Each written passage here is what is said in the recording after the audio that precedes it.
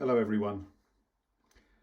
As we come to the end of 2020, I'm sure many of us will be feeling a sense of disappointment, of anger, loss and resignation, but perhaps even just a small kernel of hope. I don't think any of us have known a year quite like the one we have just been through. Our businesses have been scraped raw by this pandemic and all the restrictions that have been put in place and imposed upon us. And in my view anyway, quite a lot of that has been quite unnecessary for many of us in the leisure and hospitality sector. And frankly, I think things could have been a lot better. Grateful though we are for the support that we've had from the Chancellor to help us cling on to the cliff face and hopefully get us through this crisis and out the other side. It's also been a year in which we've shown ourselves at our best as an industry and as BACTA.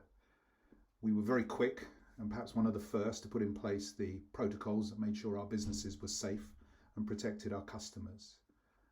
We've also, as an industry and as BACTA, lobbied very hard and shown how well we can do that particular job. We're not a big organisation, we're a small organisation with limited resources, but we've certainly punched above our weight and made sure that we're in the right place at the right time, talking to the right people in the 3 countries of Great Britain. But we've also made some charity donations this year, and I was particularly pleased in the summer to be able to give over £20,000 from our industry to a range of charities at the coast, recommended by MPs who we know well, to charities that have been particularly badly impacted by this pandemic. I don't think there's many industries that will have done that, and it really fills me with a great deal of pride that I represent a sector that can do that.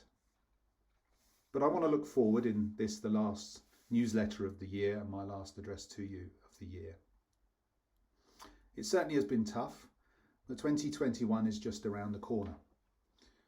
We're going to have a gambling review that is going to present more opportunities than threats in my view, and could fundamentally change our businesses for the future. We're going to have to keep working very hard on our lobbying to make sure that the support is there, to make sure we do get through to the other side. But when we do, I think there will be some sunny uplands. I expect a very good season next year. I don't think people will be going abroad. I think they're going to be staying at home, and they're going to want to get out, and they're going to want to spend money enjoying themselves in a way that they haven't been able to do for 12, 13, 14 or 15 months. I also have to remind myself that this crisis will come to an end. The vaccination programme is underway, and despite the new strain of the coronavirus which we've been talking about over the weekend, it looks like that is going to be the way in which this virus eventually moves off of the front pages and becomes just another bit of background noise amongst the public health comments of flus and colds and aches and pains and other illnesses and diseases that we all get as part of human life. And I also want to think about this time next year. The infamous Del Boy Trotter once said that this time next year we'll all be millionaires. Well, I won't be a millionaire this time next year, and I doubt many of you will be either. But there will be a this time next year when things will be much more normal, and we'll be able to do the things that we like doing in the way that we like doing them. All I want to do now is just wish you a very Merry Christmas. Try and enjoy it, and I look forward to seeing you in person sometime in the new year. Thank you and stay safe.